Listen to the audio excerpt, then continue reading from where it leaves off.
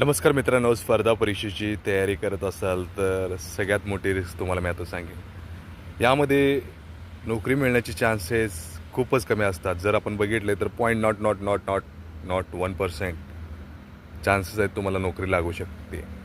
आणि सगळ्यात महत्त्वाचं म्हणजे स्पर्धा परीक्षा तयारी करण्यासाठी तुम्हाला 5 ते 6 वर्ष स्टडी करावा लागतो. कमीत कमी बोलतो मी. लक खूप चांगला असेल तर 1-2 वर्षात तुम्हाला रिझल्ट भेटेल. बट ओव्हरऑल जर बघितलं तर 5 ते 6 वर्ष लागतात. आणि या वेळात तुमचे आयुष्यातील सर्वात उमेदीचे वय निघून जातं. पण याच काळात जर तुम्ही इतर बिझनेसकडे वळलात तर 4-5 वर्षामध्ये तुमचा कुठलाही स्वतःचा बिझनेस हा सेट होऊ शकतो, जे की तिकडे होण्याचे चान्सेस खूप कमी असतात.